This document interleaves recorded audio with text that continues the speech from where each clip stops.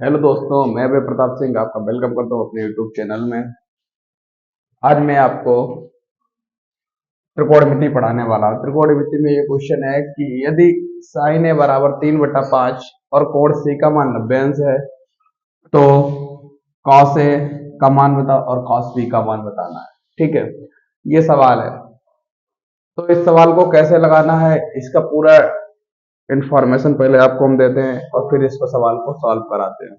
ठीक है, तो इसके लिए आपको एक नियम याद रखना पड़ेगा जिसको यूपी बोर्ड में इस तरीके से पढ़ाया जाता है। इतना आपको याद रखना पड़ेगा, लाल बटे कक्का।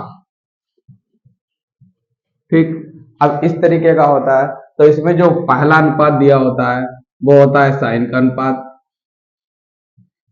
पहला अनुपात किसका होता है? साइन का। फिर होता है कॉस का और फिर होता है टेन का अनुपात। ठीक है, पहला साइन का अनुपात होता है, फिर कॉस का अनुपात होता है, फिर टेन का। यानी कि ये लंब बटा कर्ण, ये आधार बटा कर्ण और ये लंब बटा आधार। इस तरीके से होता है। फिर दूसरा होता है कक्का बटा लाल। कक्का हो गया लाल, गुस्से से कक्का हो गया लाल।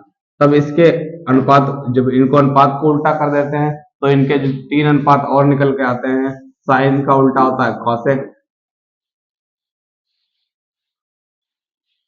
और इसका उल्टा होता है सेक, और इसका उल्टा होता है कॉट।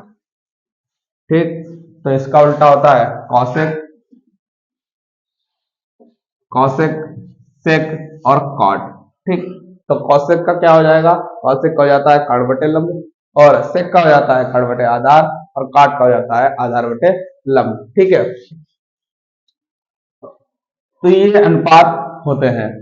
अच्छा, इसके अलावा जो हमारा इसमें, जैसे एंगल हमने लिया, कोण ही लिया हमने, ये हमने एक त्रिभुज लिया और हमने इस त्रिभुज पर यहाँ पे कोण 90 अंश होगा। 90 अंश के सामने एक भुजा को हम क्या कहते हैं? कर्ण कहते हैं। क्या कहते हैं? कर्ण। ठीक है, 90 अंश के सामने भुजा को कर्ण कहते हैं और बाकी दो भुजाएं लंब और आधार होती है।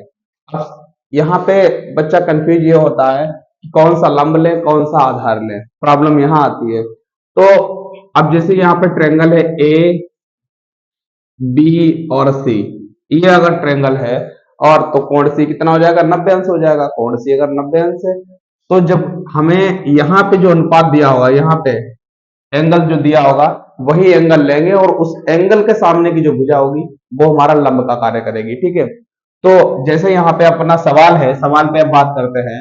सवाल है हमारा कि साइन ए बराबर 3/5। साइन ए बराबर कितना है? 3/5। तो यहाँ पे कोण क्या लिया गया? ए। तो ए के सामने यानी कोण ए है, इसके सामने भुजा ये क्या हो जाएगी? ये हो जाएगी लंब। ठीक है, और ये कर्ण है तो ये वाली भुजा क्या हो जाएगी? ये हो जाएगी आधार। ठीक है, अब यहाँ पे हमें दिया गया तो इसका अनुपात क्या होता है? साइन का लंब बटे कर्ण। तो ये वजह ये भुजा क्या हो जाएगी? लंब। ये भुजा हो जाएगी लंब और ये वाली भुजा क्या हो जाएगी? ये हो जाएगी कर्ण। ठीक, तो लंब कितना है? 3। तो यहाँ लिख दो 3। ये भुजा कितनी? 3। ये भुजा कितनी हो जाएगी? 3।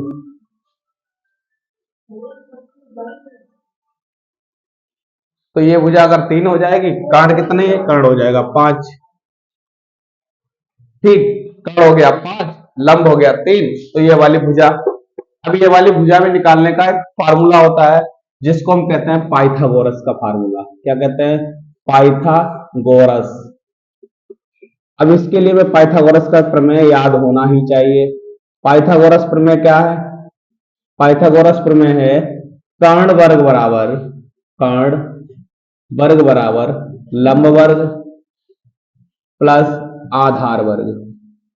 अब यहां से हमें जो भी फाइंड करना होगा हम वो फाइंड कर लेंगे। जैसे हमें कर्ण पता करना है तो लंब स्क्वायर और आधार स्क्वायर को ऐड कर देंगे।